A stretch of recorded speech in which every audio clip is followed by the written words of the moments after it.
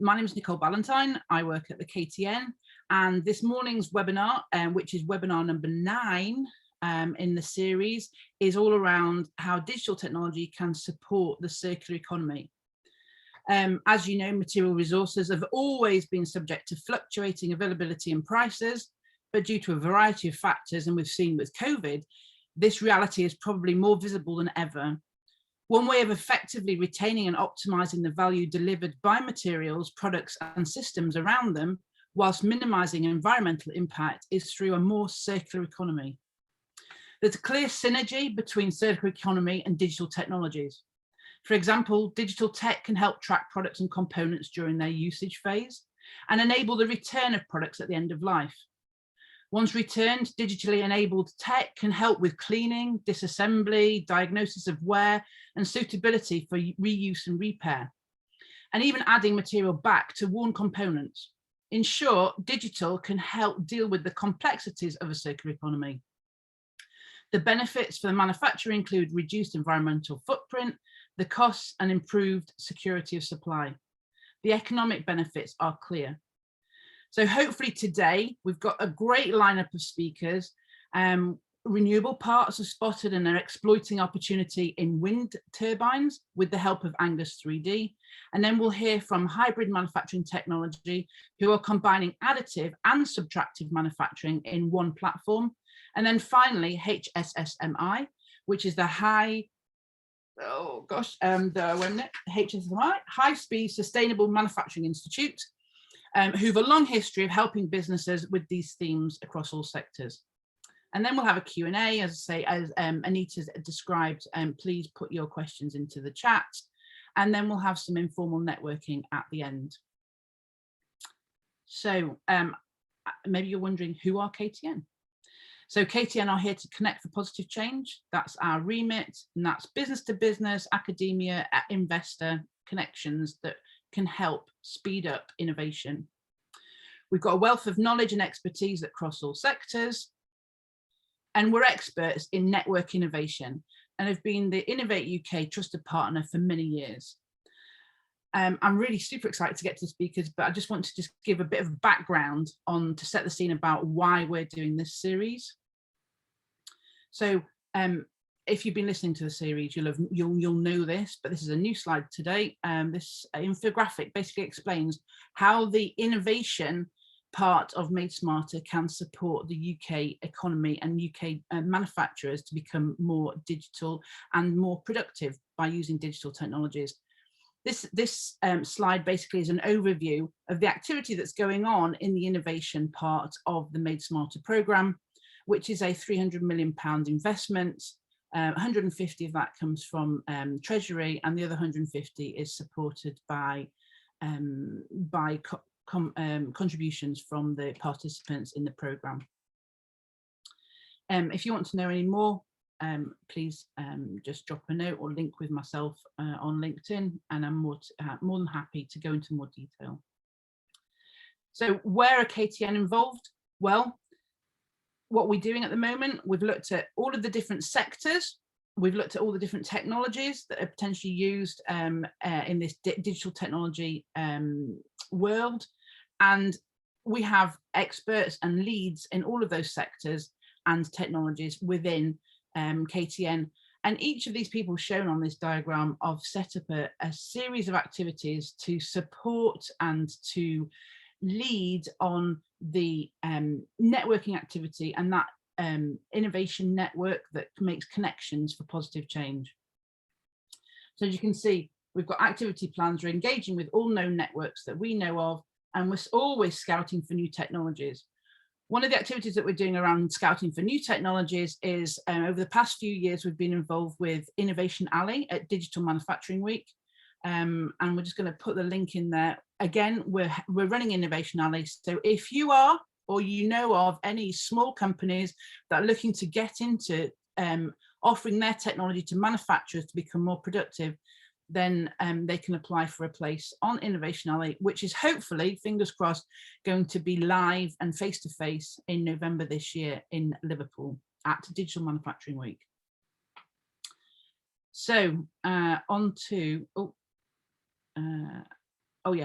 I mentioned it before, we're always looking for more stories.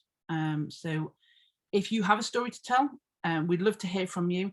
You can either, we'll send these out afterwards, the links. You can either put your stories through the link, or again, contact myself or Hannah. Hannah, if you'd like to put your email address into the chat.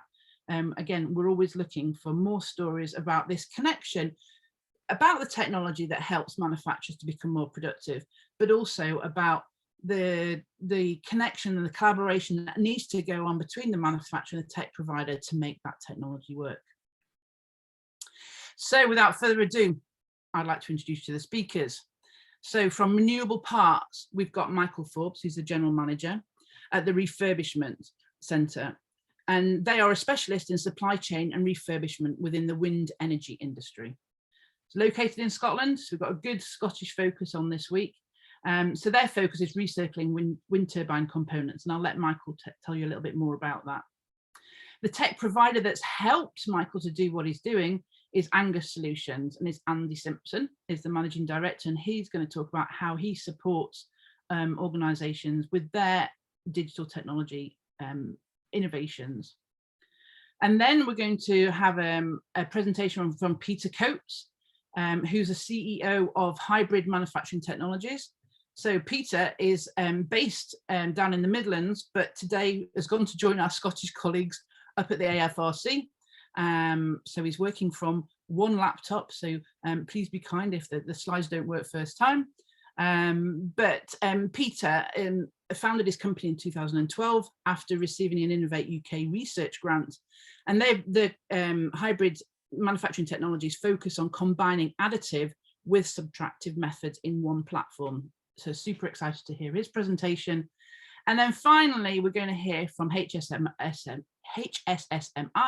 and Savina is going to tell us all about HSSMI and what they're doing in supporting UK manufacturers in the digital journey and innovating for the circular economy.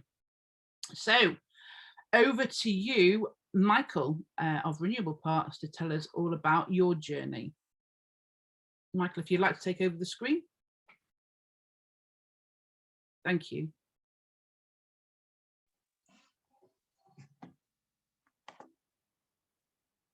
Thanks, Nicole. Can everybody hear me okay?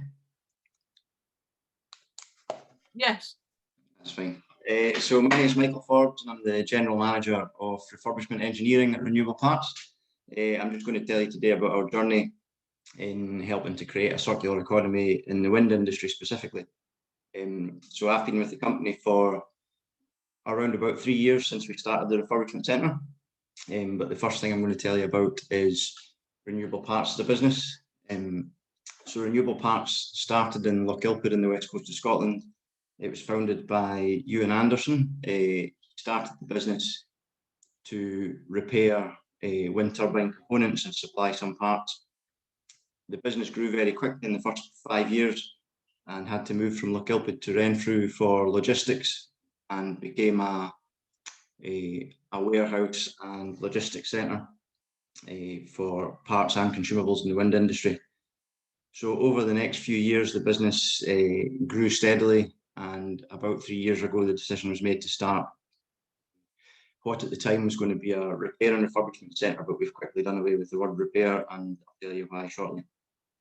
So the business, as you can see here, is supplying throughout the UK and overseas now, mainly onshore wind, but moving into offshore wind. We've got a bunch of stats we could go through. We could bore you to death with stats, but I'm just going to carry on through the slides.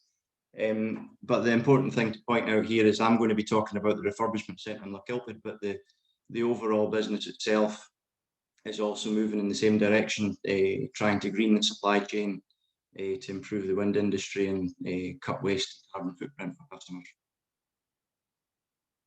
So the refurbishment centre specifically, there were a few reasons to begin with that people would buy refurbished components. When I started with the business, the main driver was price and lead time. So generally the refurbished parts would be about 60% the value of a new part. That was the kind of rule of thumb across the industry, but were available much quicker.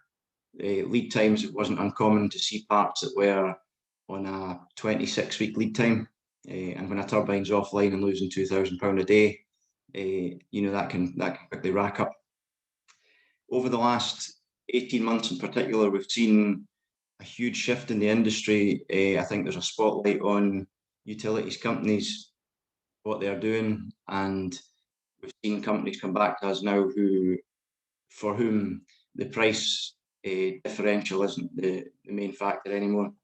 In fact, in some cases, we're selling refurbished components at the moment for higher than the OEM price, because the OEM's lead time is fluctuating so much. The lead time as well, we've been trying to build feedstock of refurbished components, so it's an exchange basis. So we sell a part off the shelf and then raise a purchase order for a zero value defective part coming back from the customer. You would with a alternator or a starter motor for a car. So the other factors that are involved are the quality. So generally the customers would expect the refurbished part to, at the very least, be functionally as good as new. In some cases, we feel that our products have improved on new, and not necessarily in a direct comparison cosmetically, but there might be other improvements we've made. We might have managed to improve the packaging to protect it better, especially if it's parts that we've used the packaging coming back. We may have also looked at design improvements, but there's also what we feel is a much better aftercare for the customer, because it's easier for them to deal with somebody who's physically worked on that product. And finally, and this is the big one, is using what you have. And I think, like I say, these companies have had a real shift towards circular economy, and they are coming back to us now with problems for us to solve. They've got parts that are high value and high failure rate. We're dealing a lot with environmental departments within big utilities companies, and they're openly telling us that the target's moved from buying 10% refurbished goods to 50% in 1 year. So we can see physically a big swing in the industry now towards recirculating components to cut waste and carbon. This diagram, I think by now most people here will probably have seen in one form or another. There's various different versions of it. Circular economy diagram. We're very much working in the circular economy day to day now. I feel that when I started with the business, a lot of the discussions in circular economy were very high level, and it's difficult sometimes to envisage how your company can get involved in circular economy or set it up or participate. So with this diagram, the main thing we tend to point out to the customers is that the smaller the loop in the diagram, the lower the carbon footprint. So we operate in the two middle loops there, refurbishing, parts harvesting. Service, as you can see, would be the smallest carbon footprint. So ideally, if the part can be fixed at site by a technician, from an environmental point of view, that's the best solution. But from a scale point of view, when you're talking about a wind farm with 200 turbines, if there's a design fault or if there's a part that's failing very regularly, we feel that we're the next best option. Recycling, you could never say recycling is a bad thing, but certainly it's the second worst option. As far as the circular economy is concerned, it's got a big carbon footprint associated with it. So going into the nuts and bolts of how it works, as I say, we aim to keep refurbished components on the shelf. So that would be the first selling point, would be, the new part might have a long lead time, but we've got these on the shelf. We sell from stock, we supply to the customer, we then raise a purchase order for zero value for the old part coming back. There was some trial and error with that. We tried putting a value in the parts coming back, because sometimes they'd be in such bad condition they were almost unserviceable. This didn't really work, because you'd be dealing with somebody at the site who has no say over what condition this part's going to be in. So if they send you a part that you say is beyond repair and you can't accept it, that might be the only spare one they've got, which leaves them with no other option than to buy new. So we've set it up almost like a part exchange service that you would get, like I say, for a starter motor and an alternator in a car, to try and make it as simple as possible. I think this has been the main challenge for us, and it's a key enabler for circular economy, is reverse logistics. So where we would normally, when selling product, we'd be dealing with the procurement department, we're now asking for somebody within that business to prepare to return defective goods, and this is something nobody had to do before. Certainly the procurement department aren't on site, they're not physically going to be doing that, so it's going to fall on the desk of a site technician or an engineer. So this is a new job we've given to somebody, and we're trying to make that as painless as possible. So in most cases we've designed and created a custom packaging that holds the product tight and secure, so that no extra packaging has to be used. So we've got at the bottom here, you can see the frames for these gearboxes. At the top, you can see boxes where we've literally physically built the box around the product, so it's completely tight, so we don't need to use additional bubble wrap or packaging. To make it as simple as possible, when we sell these products, we ask the customer to simply fill out a return form with as much detail as possible over what's gone wrong, to put the old products in the frames or the boxes, and then we'll arrange the collection. I think the key thing there is that if the site technicians and engineers find it to be a hassle, then the whole thing falls flat. For the actual refurbishment process itself, all of the work carried out in-house has got documented work instructions. Staff are trained to those work instructions, and where possible, work instructions follow OEM guidance. But like I say, that's only where possible. The OEM isn't always very keen to see product being refurbished. In some cases, they can be actually quite difficult to deal with, and very difficult to get drawings or parts lists or diagrams or anything from. So a lot of the time, there's a lot of reverse engineering has to go into the refurbishment programs. And traceability, so all the parts that come through are serialized, whether they were serialized before or not. So sometimes we'll have parts come through the system that didn't have a serial number the first time round.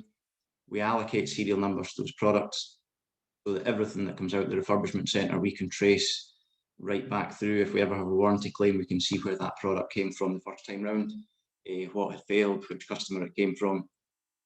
We're trying to gather as much data as we possibly can. Research, we work with a number of different partners, both academic and industrial. You're going to hear from Andy from Angus 3D, who we work with. And the research that underpins the refurbishment is critical, because we're dealing with a lot of big businesses who want to see, thorough due diligence before they buy any product. We're a business that's small enough at the moment that we don't really have a designated R&D department, so we do sub a lot of this work out to third parties. So we work a lot, and we work very closely with the partners.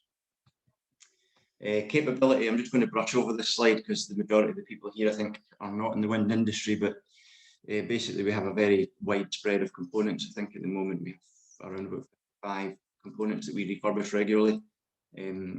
Most, I would say 2/3 of those are subbed out to trusted third parties. So we've got the likes of companies specialise in electrics and electronics, or specialist hydraulics, times even to the OEM, and we would sub that work out, oversee it, and we'd have our own in-house audit process for the third party supplier to ensure that they fall in line with how we would do things ourselves. As far as awards and recognition is concerned, we've been very lucky. I think in the last 3 years we've been in the right place at the right time.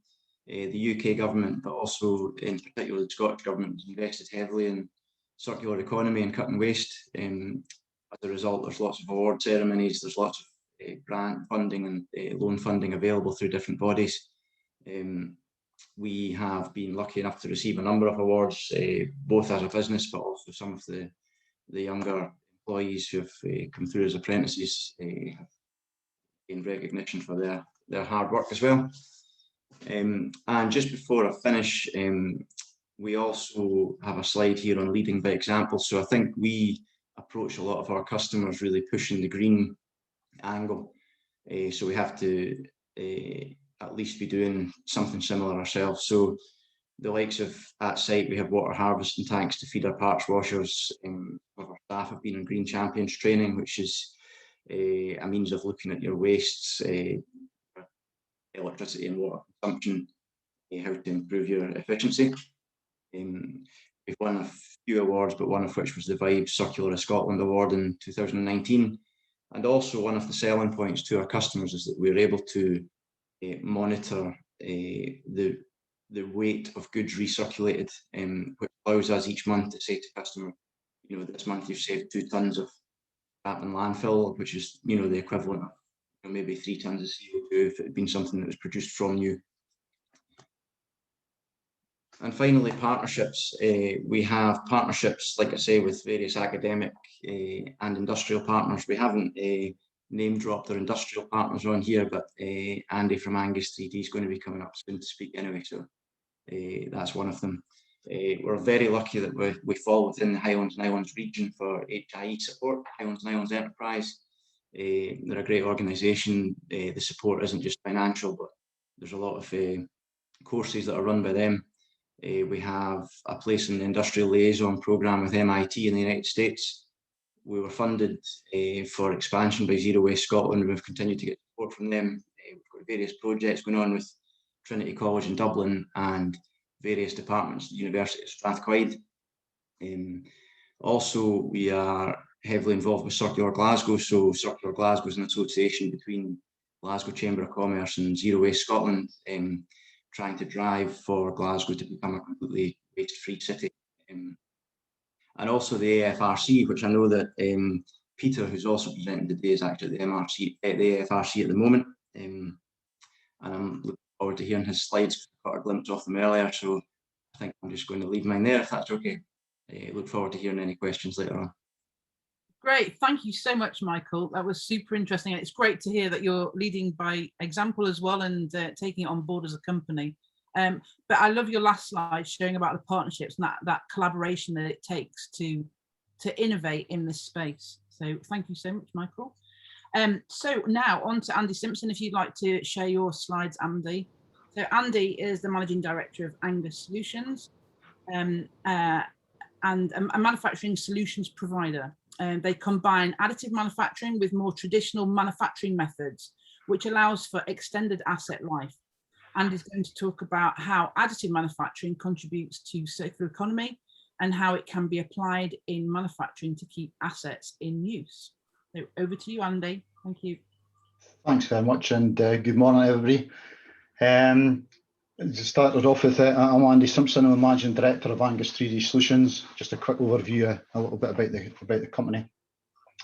We're located in a big city of Brechin, well, it's a cathedral city, so it's not as big as you would think, which is around about 35 miles south of Aberdeen. We like to think that we are one of the leading additive manufacturing companies in Scotland. We typically provide prototypes and production solutions to our clients, but one of our main focuses is looking at how can we contribute to our customers' journey, particularly if they're looking at a circular economy, and helping them with reverse engineering, manufacturing hard to get parts to help them extend the asset life. And we're also one of the company in Scotland that's offering atomic diffusion additive manufacturing as well. Some of our services, you know, just a list here. Not all of it is done, but as Michael's mentioned in his presentation, partnerships is crucial. You know, and not being a company that does everything, but being a company that can bring in experts in particular areas in that. And we're a great believer in that, is to bring partners in to help us to find solutions to our customers and clients. And that can be for things just from CT scanning to other particular parts of the additive manufacturing processes. And that, but in a whole, as a company, we have got a broad experience and knowledge of various processes that allows our customers to get to hopefully a solution. Simple, sexy, right? These are what I call the sexy industries. Okay, so additive manufacturing, industry 4, etc. We always think it's for the sexy industries. That's the Formula 1, aerospace, space, etc., etc.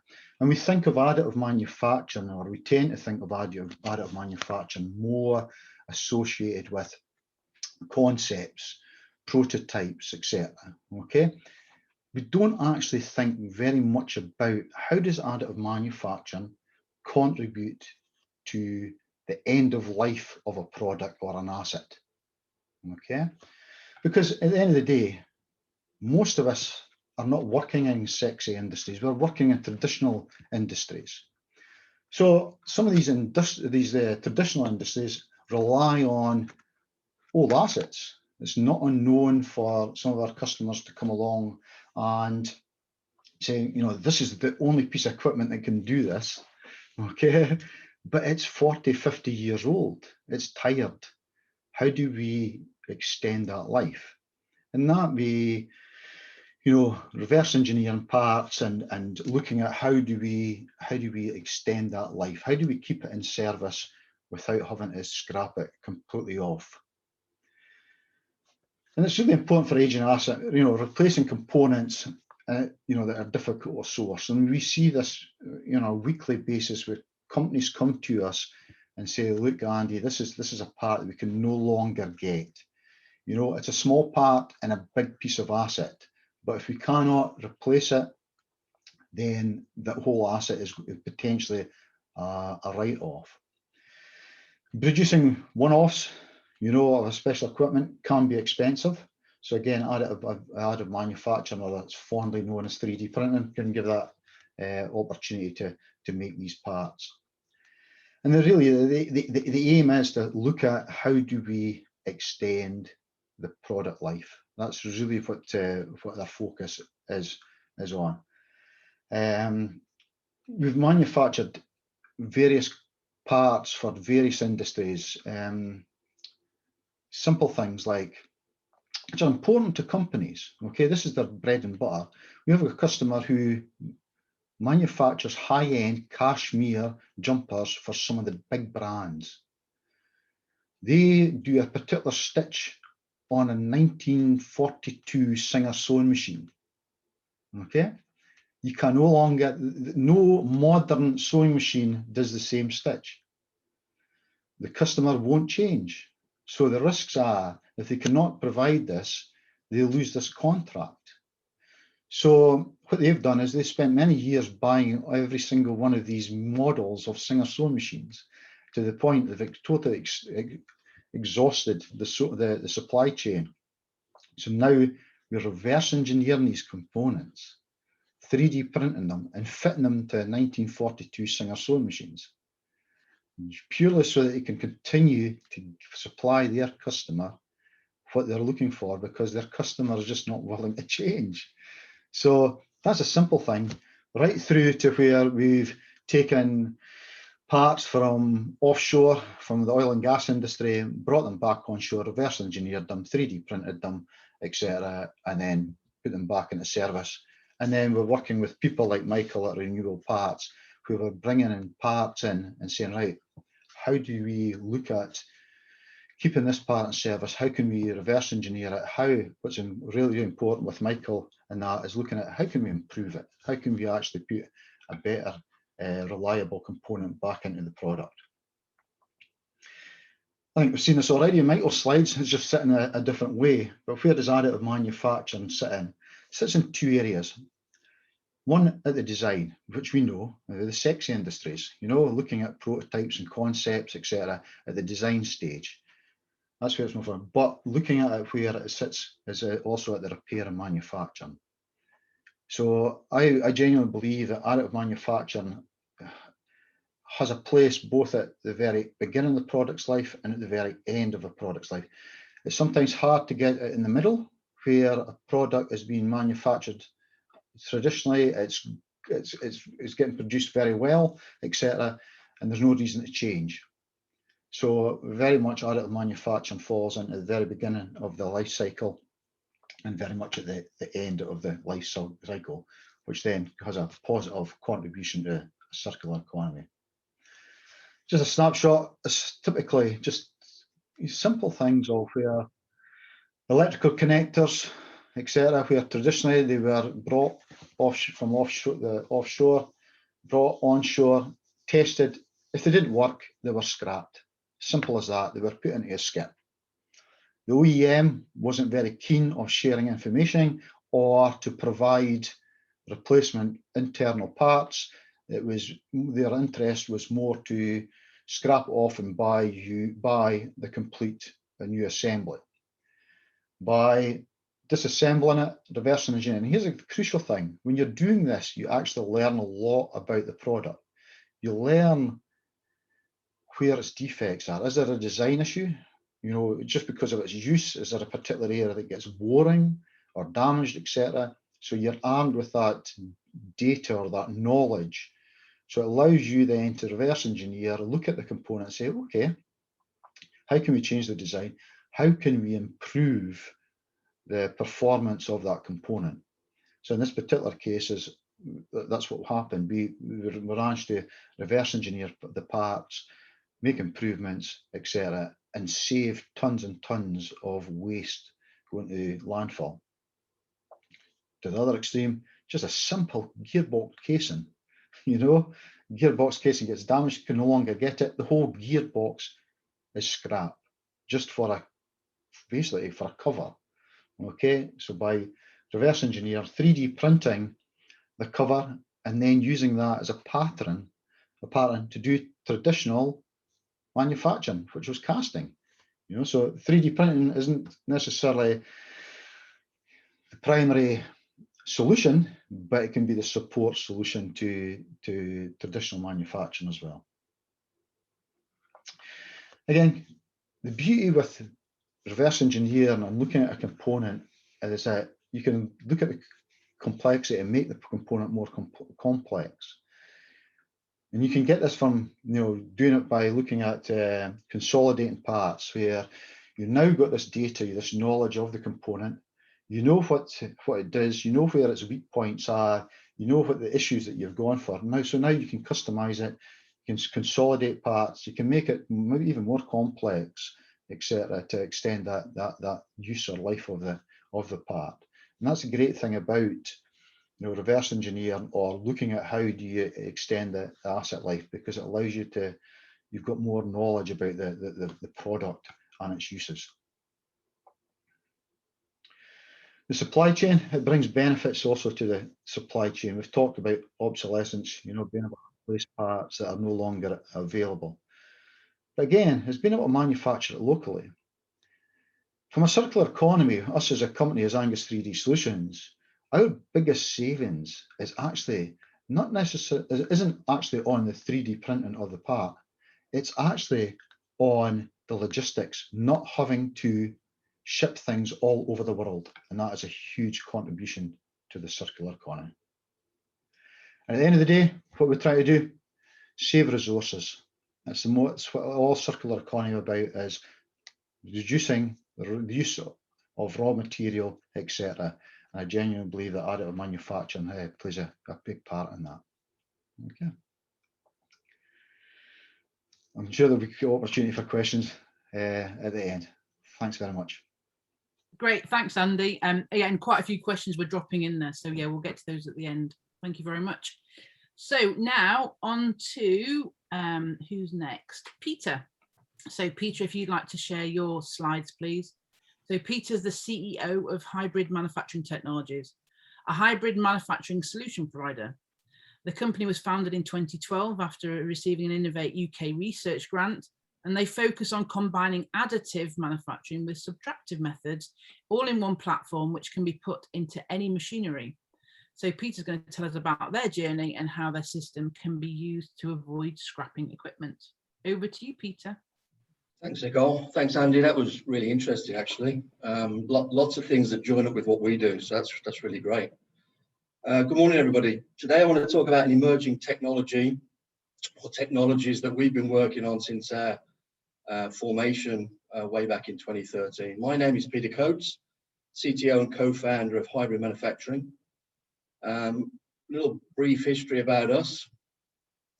Back in the mid-2000s, my co-founder, Dr. Jason Jones, and Professor David Wimpenny from the MTC now, were working with 3D printing technologies at De Montfort University. Every time they bought a new piece of 3D printing technology, what they actually got was a new nozzle and another motion platform. So the factory or the lab got filled up with motion platforms. Each one had a slightly different technology as a printing nozzle. So this got them thinking, you know, can we break out this technology into separate processing heads and then use them all on the same platform to save footprint, to save space, to save the cost of different platforms, and then use these together in the same setup. Trying to combine additive and subtractive in the same platform, in the same setup, in the same machine. An Innovate UK project was submitted, was funded, and the outcome was Reclaim. You can see the original Reclaim machine on the screen there. That's the machine in the background, and in the foreground of that image is a Cummins turbo impeller, and that's a remanufactured part. So Reclaim is the remanufacture or the reclaim of parts that are ideally reclaimable rather than recycled. As Andy said, recycling is, one of the least desirable methods to get this material back. Those particular turbo impellers, the problem that Cummins had was that clearly they sell new turbochargers. They also refurbish and repair old turbochargers. They don't know what they're going to get until they take the turbo apart. They're obviously at the bottom of the food chain when it comes to new supply. So if they had a bunch of turbos turn up that were damaged through ingress of foreign bodies into the turbo, the thing may be completely scrapped. If they could repair them, they can put them back on the shelf and then reuse them later on in the process. The project was successful, and we decided to commercialize it. We formed HMT in 2013, really as a result of the investment made by Innovate UK. Our first system was exhibited at EMO in 2013. We partnered with a machine tool builder in Germany, Hamel. They make big machines primarily for the manufacture of gas turbines. They saw what we were doing. They saw an advantage to this, not only to use additive at the beginning of the manufacturing cycle by adding a super alloy to the edge and therefore extending the life of the blade, but also to take the blade out of the engine or the turbine at the end or during its recycle period or its refurbished period, and add a super alloy to return it back to its original state and give it more performance going forward in the future. We were lucky enough to win an innovation award. The process, the innovation was actually combining 4 separate processes within the same milling machine, within the same process. And those processes were milling, so prepping the edge, metal printing, so printing a super alloy to that edge, inspection, using Renishaw probes to digitize the surface and reverse engineer it, and then polishing to finish the blade and bring it back to a nicely blended solution. Since then, we've gone on and we've added our technology to lots of machines worldwide, including Mazak, GF, Mitsubishi, L, Romy, Haas, and several other machine tool OEMs, as well as giving many existing machine assets a new lease of life. So, not only does this allow you to repair parts, by adding our equipment to a machine tool asset that you already have, you can extend the life of that asset as well, giving you further benefit. And usually it's a lead into our technology. You can add it to a machine that you maybe thought of getting rid of, provides it with a new lease of life. You can do your learning, and then you can look to purchase another machine or add to your portfolio. So the question is, where are we now? As I said, we were formed in 2013 as a direct result of an Innovate UK project. We now have 40 patents pending and granted into 16 countries. Total sales of over 10 million. We're the leaders, we believe, in hybrid LMD technologies. We have a portfolio of over 30 products. One of them you can see there on the left, our Ambient Flex. We have a suite of inspection heads, including eddy current ultrasound, laser metal deposition up to 8 kilowatts. We've added polymer deposition, so we can now convert your standard milling machine, which you already know how to use, into a high-speed polymer printer, printed up to 10 kilos an hour. The whole system is controlled by what we call the Ambient Core. It's an edge computing and SCADA control.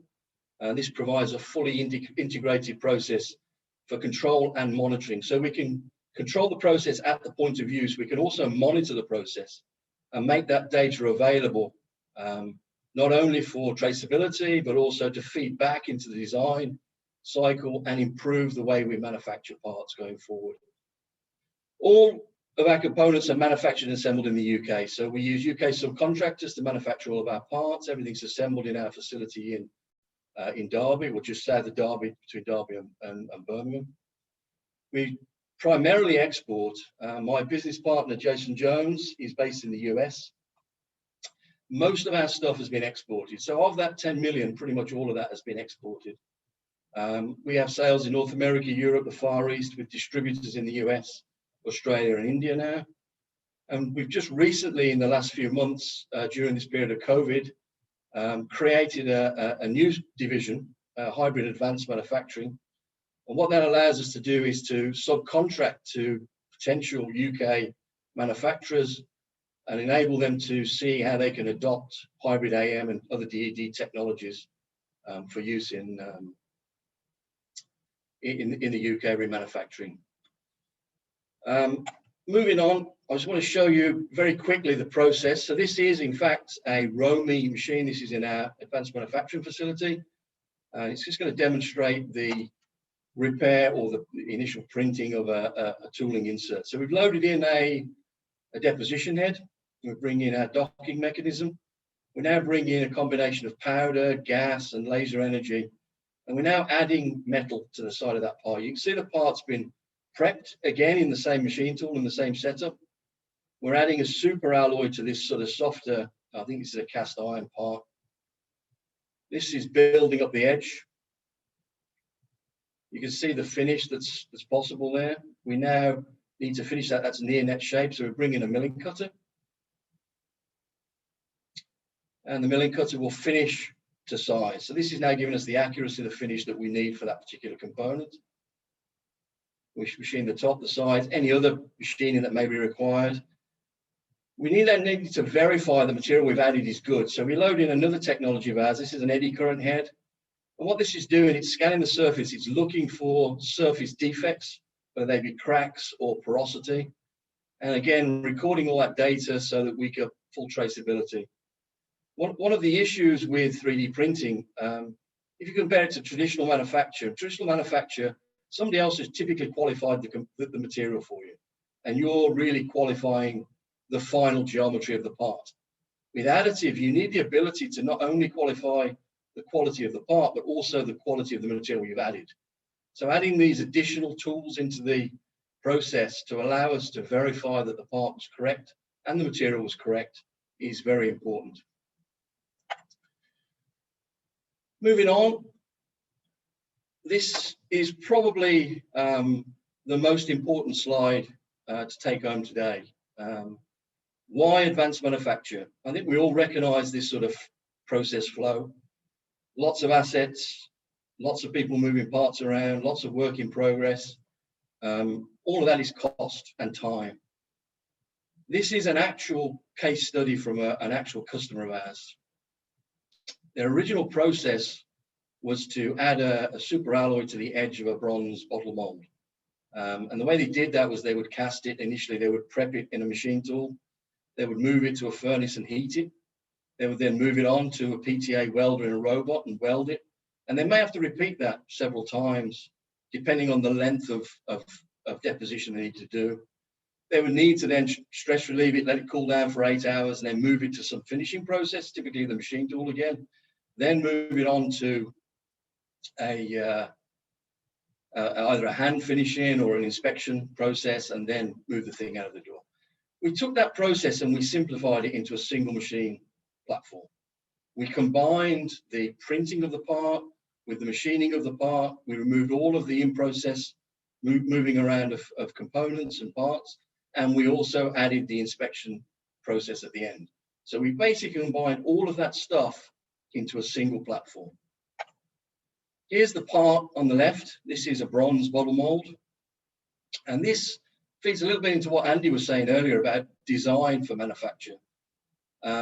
Typically, a bottle mold is made of cast iron. And the reason they do that is because the glass is very abrasive, and the bottle mold can withstand a number of impressions, a number of castings. The problem with cast iron is you can't get the heat out very quickly. And getting the heat out of that mold is what determines the throughput of your bottle mold factory. Moving to a bronze bottle mold enables you to have higher throughput but the bronze wears out quickly. So what we do is we add this super alloy to the edge, very similar to the demonstration we saw in the video. This added edge allows you to not only increase the throughput through bottle mold factory, but also improve the life of your mold. It also allows you to repair that thing going forward. So typically a cast iron mold, you'd need to bring it back, you'd need to try and repair it. These can now be repaired on site. So the mold can be repaired locally, again, saving effort and cost and transporting this thing around. On the right hand. 1 minute, Peter, thanks. Just 1 minute. No, you've got 1 minute left. Oh, sorry. I thought you said wait 1 minute. No. This is the last slide. So on the right hand side, you can see a couple of things. 42 times lead time improvement, 93% working process reduction, 42 times increase in turnaround, a 65% saving in floor space. I'm not going to read all these out. 9-2 reduction in equipment. We believe that this has done about 1.5 billion bottle molds to date since we installed this technology. And then moving on to the last slide, what are we working on? And again, this goes back to some things that Andy was saying. Further development of process heads. We're using AI and machine learning for process monitoring, linear robotic systems to allow larger scale additive. But the really interesting one is micro factories. Looking to develop micro factories so that we can move the production to the point of use and avoid all of this moving of heavy stuff around the world. Hopefully that was within the minute, but that's just some of the technology that we're trying to bring to market. Great. Thanks ever so much, Peter. No, super interesting. And I think what adds in your presentation, it was so good that you put the video. They say a picture tells 1,000 stories, but the fact you put the video in there just brought everything that you're talking about to life. So thank you for sharing that. So now we're going on to Savine, who's from HSSMI, and Savine is the Circular Economy Manager at the Institute, and she works across manufacturing industries to help companies respond to market challenges by increasing productivity, transitioning towards a circular economy, and upscaling their products and processes. So Savine's areas of expertise include advanced manufacturing simulation, circular economy, and digital manufacturing. Over to you, Savine. Thanks. Thank you very much. So hello, everyone. Really excited to be here today to talk a little bit more about HSSMI. That stands for the High Speed Sustainable Manufacturing Institute. We did try HISME at one point. It just didn't take off. So we're going to stick with HSSMI. So I head up the circular economy team within HSSMI.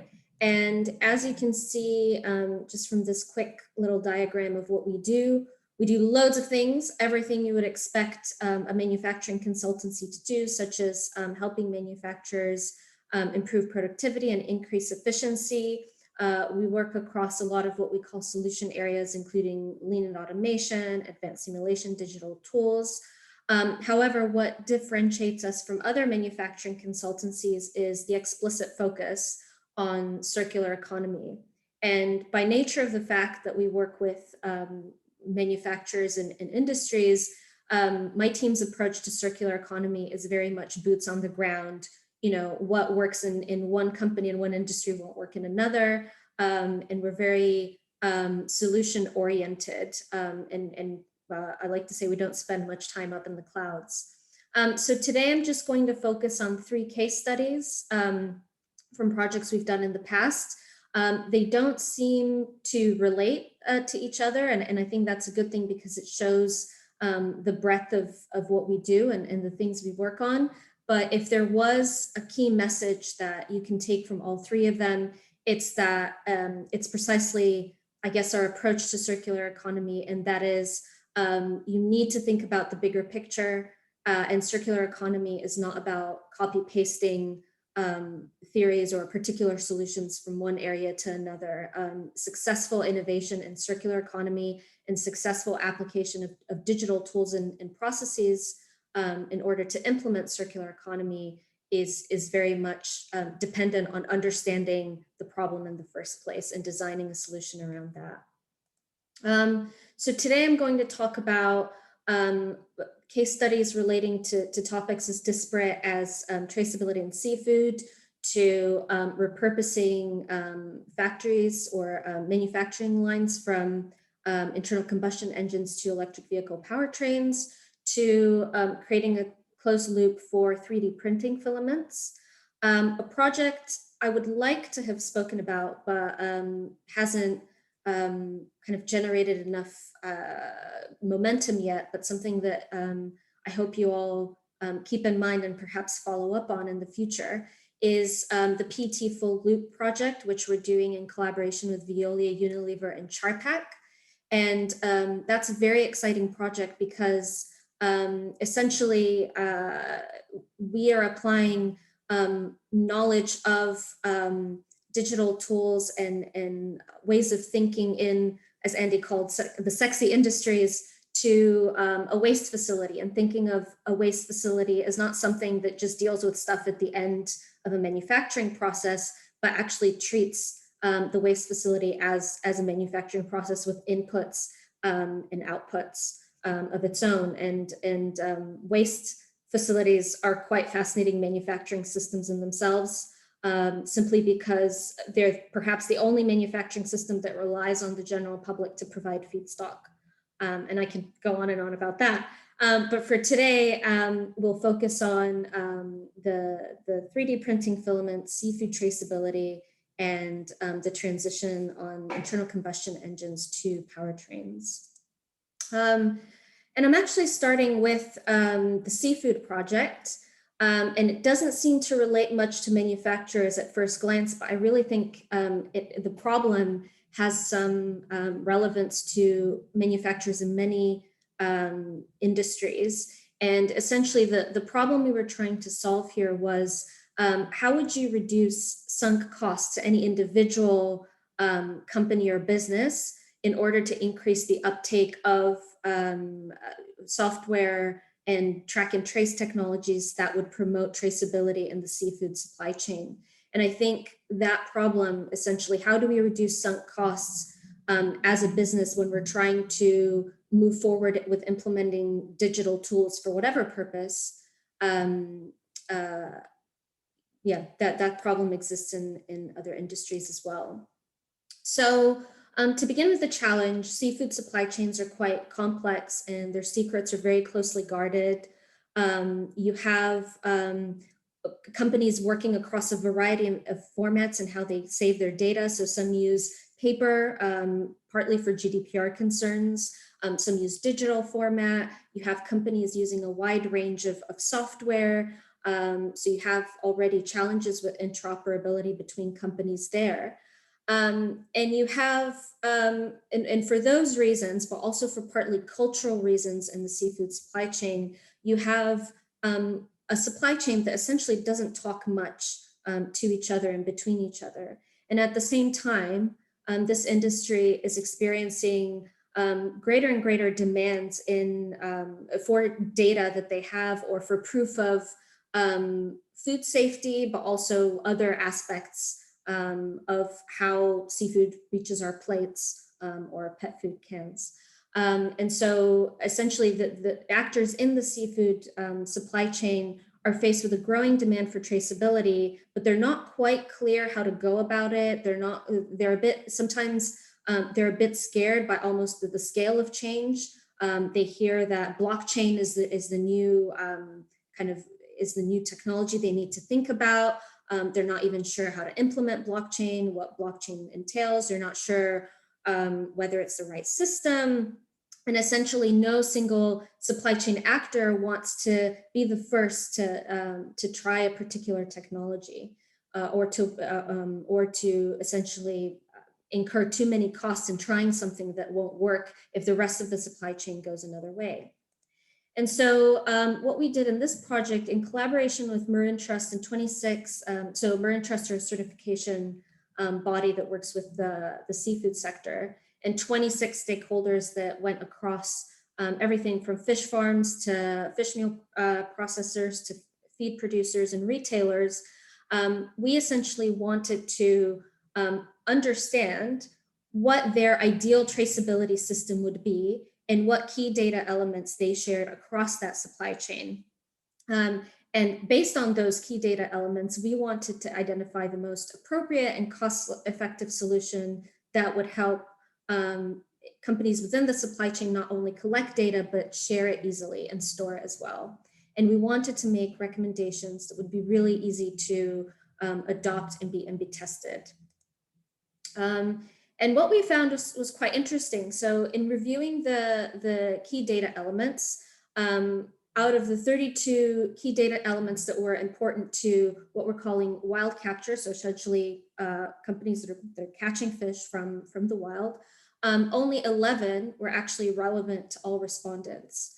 And similarly, for 19 for 19 key data elements that were important in fish farms, only 5 were identified as relevant to all respondents.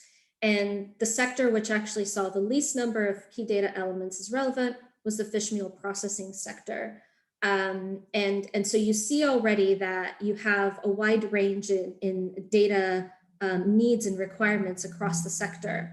And what also came out of the study was that who owns data that is collected at any point is pretty much unknown to everyone in the supply chain. So data seems to be this almost mysterious kind of thing that is generated within a company, but what happens to it and how it's owned and what the value of it could be can be quite vague for this sector.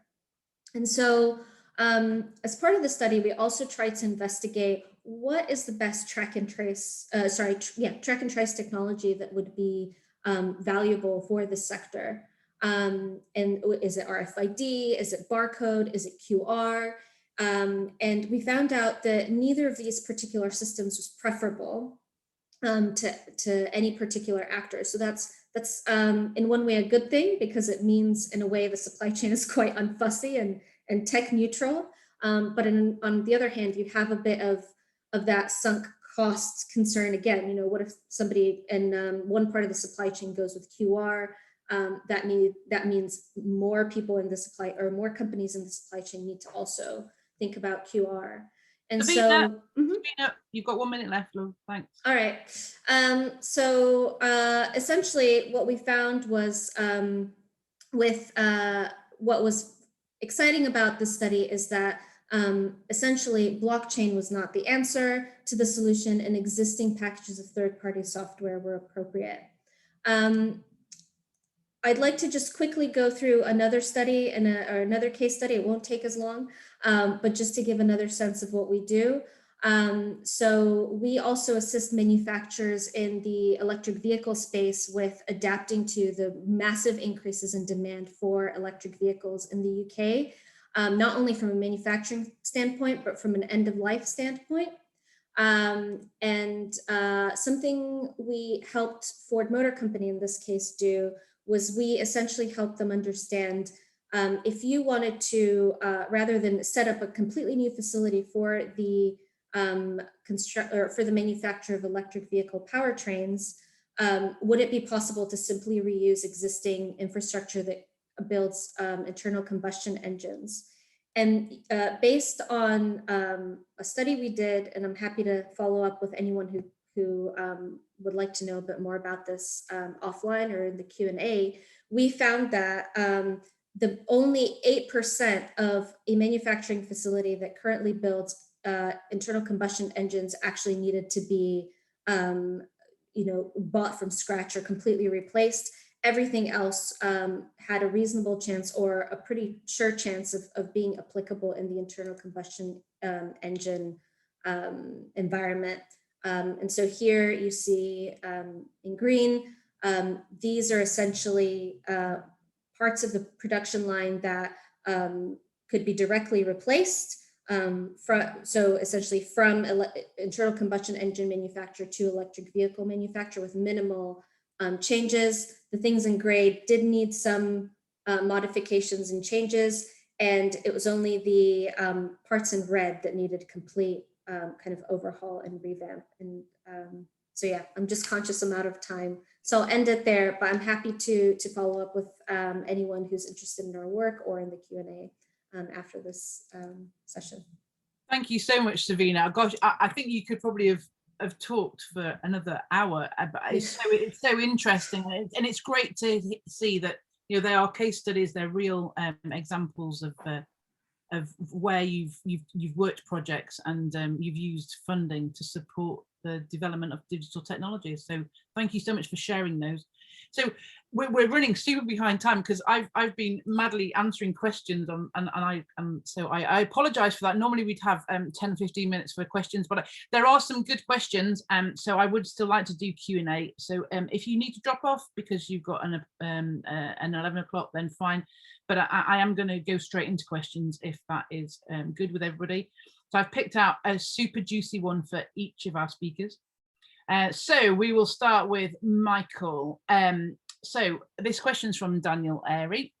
From a business perspective, is improving upon the original designs as part of refurbishment contradictory to your business goals? More robust designs equal less business. In the interest of forwarding the green agenda, do you feel it would be better to incentivize OEMs to conduct this work in the first instance and avoid refurbishment, of solving the cause rather than treating the symptoms?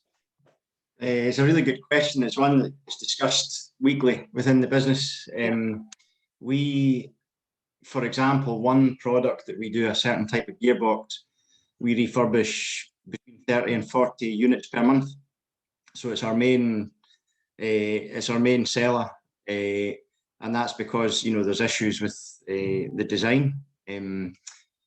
Obviously, what we're doing isn't solving the problem. We're just supplying further gearboxes.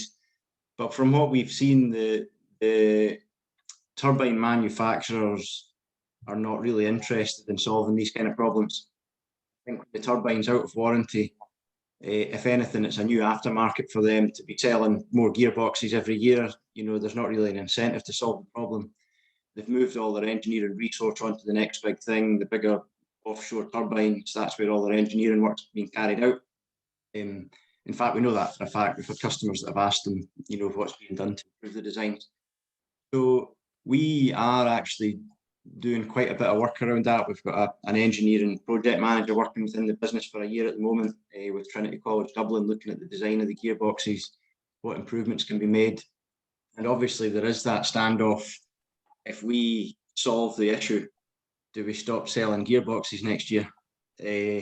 But I think for us, we feel that the problem's going to be solved anyway by somebody. It might as well be us. And whether that then means that we continue to sell refurbished gearboxes back into the market with a retrofit upgrade kit to solve the issue. And, you know, over the next year or two, maybe our sales to that of that particular product type might slow. But I think it's that or nothing really. I think somebody somewhere is going to come. But certainly I'll just open that question out to Peter. Have you got a view on that, or Andy? Peter, have you got a view? Depends if you're trying to make money or save the planet, I guess. I mean, our take on it is we sell equipment to enable these different processes. But certainly we see the future as being designed for remanufacture and feeding back into the design of components, best practice and sustainability, you know. So I just think people who do that from the get-go will be around longer than those who are looking for aftermarket resales eventually. But how you fund that, I don't know. How you incentivize that, that's one for government, I guess. Andy, have you got a view? Yeah, it is a difficult one. You know, a little bit of what Michael said, you know, my experience is some of the OEMs, it's just not what they want to do. For one example is where I produced a component that was tested, etc., and shown to, you know, solve a lot of their problems, but conversation was shut down very, very quickly because it had a financial impact on their bottom line. That's what it came out. Yeah. Okay, great. So, Andy, a question for you. Have you experienced any challenges in signing off these AM manufactured components for safety critical applications? So I guess that's I'd written down a similar questions around standards. And is additive acceptable, particularly in oil and gas, from a safety perspective? This must be the most asked question. Absolutely. Okay. So this is my take on it. Is that where I'm located, oil and gas is a big part of it, and my background is oil and gas. Okay. What my experience is that the big companies, the big boys, the ones that we all know about and talk about, no, it's hard. It's hard. Okay. It's the smaller companies, the guys that have come out of these big companies and set up their own, they're willing to give it a try, right? But they've taken the same approach, you know, than what the sexy industries are taking, okay? Now, don't tell me that somebody in, I don't know, let's just say Rolls-Royce or Boeing or something, woke up one morning and said, let's just do AM and let's stick it straight in to the final product. They went through years and years of testings, internal approvals, etc., etc. That's not any different, for example, the oil and gas industry. They're now having to do that, where setting standards, carrying out approvals, carrying out testing, etc., to do it. My view is, if the other sex industries can do it, why can't any other industry not do it? Yeah. Okay? It's possible. It's the want is the important thing. It's the want. If industries think that they can just 3D print something that's safety critical and throw it into their end product overnight, good luck to them. It's not going to, you know, that's a huge, huge risk. They've got to spend time and money doing the homework, gathering the data, doing the testing. But like anything else, if the want's there, the solution will be there. Yeah, no, great answer, thanks. So Peter, question for you. The time and cost savings you've highlighted in terms of cross-process efficiency during manufacture are significant. Do you believe that this type of technology will ever enter the realms of mass production type manufacturing? What are the current obstacles you see preventing this at the moment? That's a big question. At the moment, additive is, you know, it's in the early stages. I mean, additive has been around forever if you include welding, but, you know, additive in this sort of latest phase has been around for not that much time. Uptake is picking up. People are starting to use it. Components that can perform better, it's a no-brainer. You know, mold tools, mold industry, forming tools makes perfect sense. Mass production of consumer goods is a different story altogether. And, you know, those particular products have been engineered and developed, and the processes have been developed over many, many, many years, and it still makes sense. I mean, we're not saying that additive manufacturing will replace, for example, castings and forgings or anything else. It's just another tool in the toolbox to improve the quality or the performance of the part. So any part that is high performance or requires a higher performance, or by adding more performance can increase its lifetime, then it makes sense. But just to use additive for additive's sake, really, you know, is at the moment, you know, a difficult ask. For example, you're not going to make cylinder heads by 3D printing them, you know. Question is how long are we going to make cylinder heads for, you know, and when we go to you know, powertrains and move away from cylinder heads, then techniques for producing motors in a micro factory makes perfect sense. Is that additive? If you're adding material, is additive. Adding components is also additive. You know, you could take a component, you could machine a slot, you could build a sensor into it, you could print some insulated material and print metal back on top. That is also additive. You know, you're adding technology to a component. So additive is a big word. Which part of additive do we want to talk about, and what advantages does it give you? But certainly, you know, making, you know, parts for bikes, you might as well use a traditional stamping technique. 3D printing wouldn't make any sense in that environment. Does that sort of answer the question? Yeah, I think so. It was a Daniel question. I don't know if Daniel's still on the line. You have a thumbs up from Daniel. But there are so many more questions. What we will do is we will save the questions and we'll make sure that it gets out to each of you. And then, so if you've asked a question, it will be answered and we will get back to you for sure. So that formally ends the webinar and the Q&A. If you're online and you want to join us next week, we're looking at design for manufacture and using digital technologies. So although we can optimize the supply chain and manufacturing process for marginal gains, up to 80% of product cost can be locked in during the design for manufacture decision making. So we're going to look at how digital technology can support that process. So it just leaves me to say thank you so much to all of our speakers, to Michael, to Andy, to Peter and Savina. And as I say, we're now going to go on to informal networking, but this ends the formal part of the webinar. So thank you very much for your time today.